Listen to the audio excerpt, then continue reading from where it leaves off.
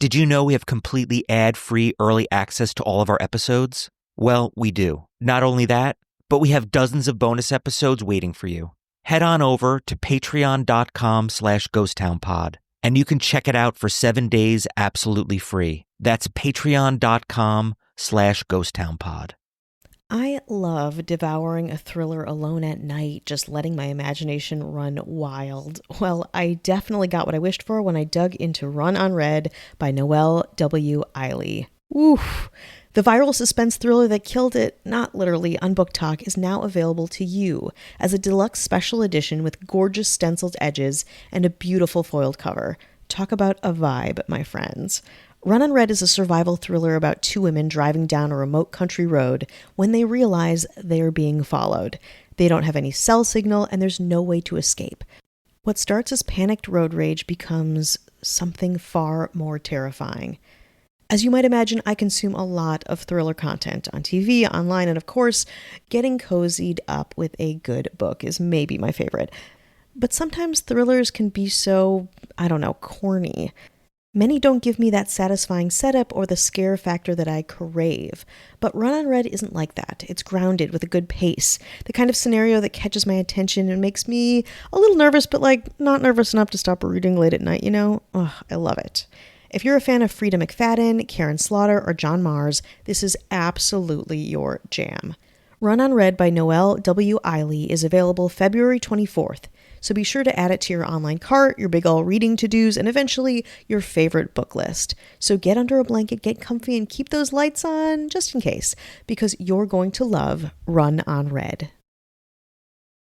If you're a podcast host, listen up, this one's for you. My name is Allie Jackson. I'm the host of Finding Mr. Height, a dating and relationship podcast that I've been doing for 4 years now, sharing my positive and practical approach to dating that's built on my own life experience. And I wanted to share another experience that I've had, my secret behind monetizing my show. It's called Red Circle, and I was just telling my colleague about how much I love their platform. With Red Circle, not only am I getting a seamless hosting experience, but I also love the support I receive in ad sales. It's not just typical ad sales either. It's targeted opportunities based on my show and my life. And the platform is super simple. You just set your preferences and Red Circle matches you with sponsors that align with your show. You can vet every opportunity and their platform gives you great analytics. More recently too, my Red Circle team has brought me opportunities outside of my podcast on social media to really augment the podcast partnerships, bring them full circle. I just can't recommend them enough. If you want to give it a try, go to redcircle.com to get your free trial. That's redcircle.com for a free trial.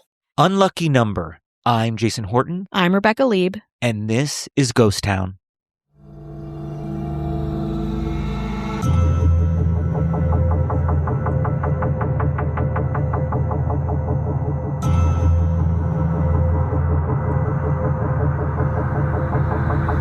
Today is Friday the 13th.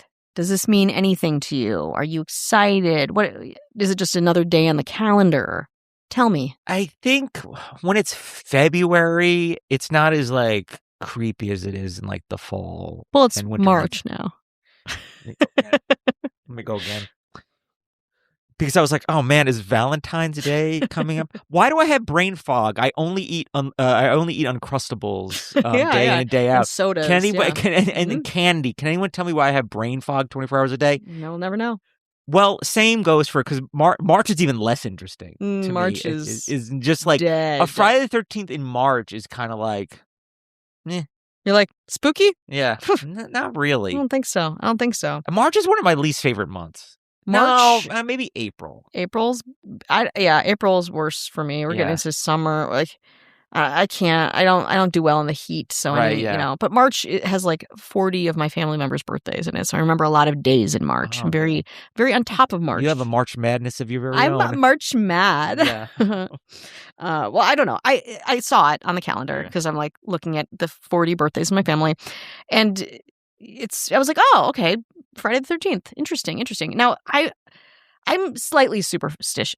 Now I'm slightly superficial. I'm slightly superflicious. You could just say I'm slightly but I saw it, I was like, we just had one of these, which we did. We had one back in February 13th. Yeah. So I was like, what the fuck's going on? And that creeped me out. I was like, there's another one of these the month after, the one before, and there's another one happening. There's another one that's coming our way. It's in, let me look for it. It's in November.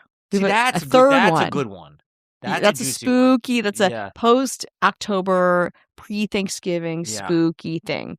Now, there are not many instances of Friday the 13th, 3 of them in one calendar year. Usually you have one in a, calendar year-ish or in a 12-month period.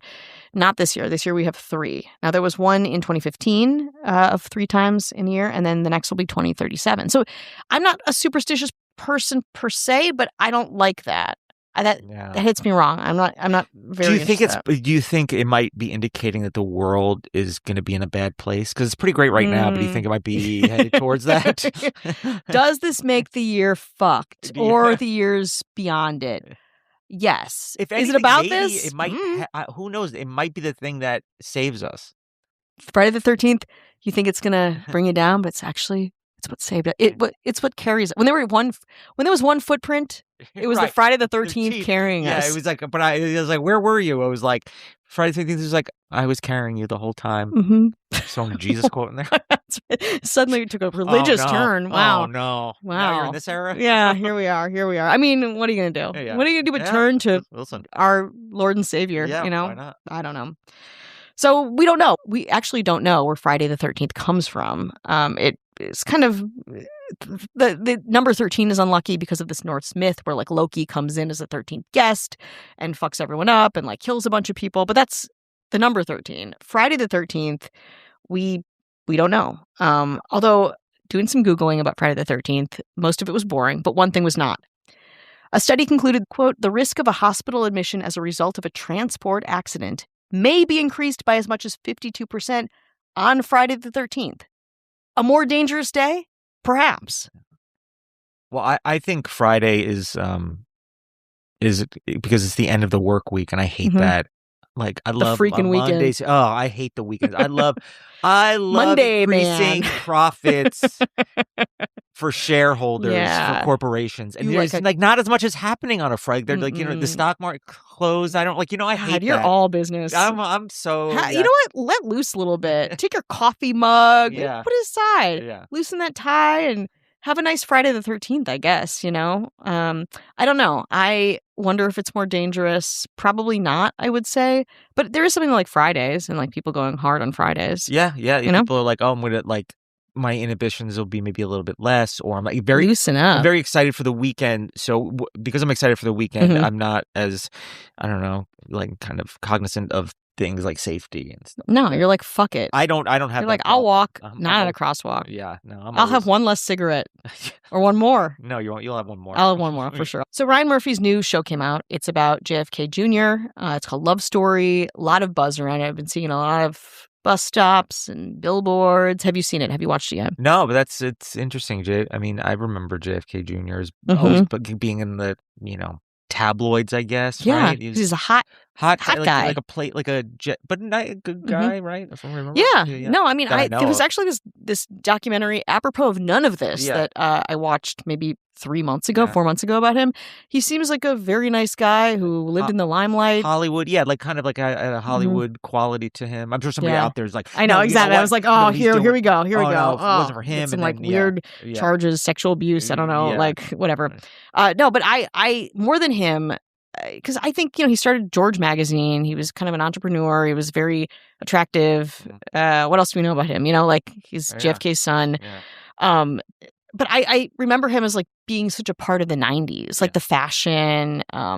They looked like they were like Gwyneth Paltrow and like, Brad Pitt. They were very like it couple, kind of glamorous. New York in the 90s, I guess, is like what I'm excited about. And people are saying that it's very much like that. Like it really hits that pretty hard. So I'm looking forward to that. But again, a Ryan Murphy show being good, we'll see. Jack Schlossberg, who is JFK Jr.'s nephew, Carolyn Kennedy's son, is not happy about this. And he's calling it a grotesque display of JFK Jr.'s life. Quote, if you want to know someone who's never met anyone in my family, knows nothing about us, talk to Ryan Murphy, Jack said, adding, the guy knows nothing about what he's talking about, and he's making a ton of money on a grotesque display of someone else's life.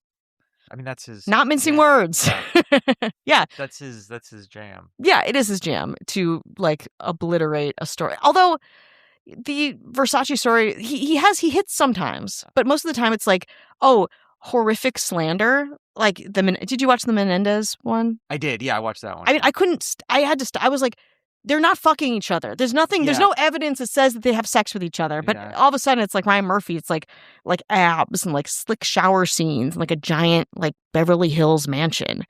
So I'm worried about that. And, it just goes to show, too, and a lot of the stuff that we do as well, where it's like there's real people involved. They are conscientious of what's being put out there, and they want to make sure that the people that, are being talked about are respected. Well, so he put that out, Jack Schlossberg. So then Ryan Murphy clapped back. He said on an appearance on Governor Gavin Newsom's podcast. Oh, no. I know. Okay. I thought it was an odd choice to be mad about your relative that you really don't remember. Jesus, right? Yeah. Woo! So that sent Schlossberg a little over the edge, I would say, like it would. He screenshotted the quote and listed notable moments he shared with his late family members in a since deleted Instagram post. It says, "Hey Ryan Murphy Productions, my earliest memories are of John calling me Jack-o'-lantern and the nudist, picking me up from school in his Pontiac convertible. I remember being the ring bearer at his wedding and the day he died. I remember Wyclef singing at his funeral. Interesting.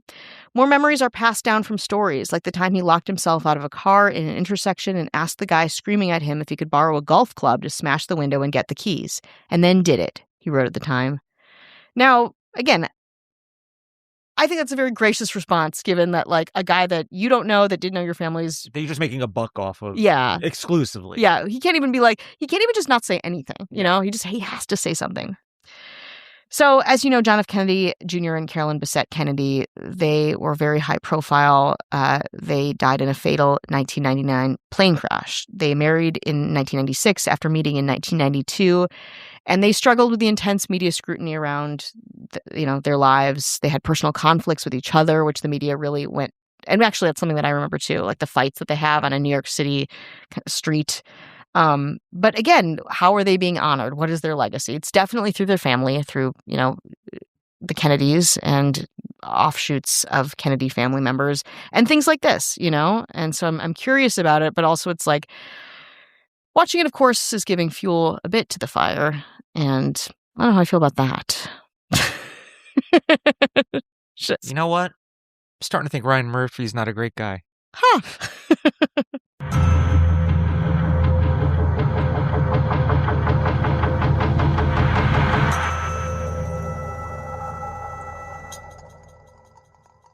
If you're a podcast host, listen up, this one's for you. My name is Allie Jackson. I'm the host of Finding Mr. Height, a dating and relationship podcast that I've been doing for 4 years now, sharing my positive and practical approach to dating that's built on my own life experience. And I wanted to share another experience that I've had, my secret behind monetizing my show. It's called Red Circle, and I was just telling my colleague about how much I love their platform. With Red Circle, not only am I getting a seamless hosting experience, but I also love the support I receive in ad sales. It's not just typical ad sales either. It's targeted opportunities based on my show and my life. And the platform is super simple. You just set your preferences and Red Circle matches you with sponsors that align with your show. You can vet every opportunity and their platform gives you great analytics. More recently too, my Red Circle team has brought me opportunities outside of my podcast on social media to really augment the podcast partnerships, bring them full circle. I just can't recommend them enough. If you want to give it a try, go to redcircle.com to get your free trial. That's redcircle.com for a free trial.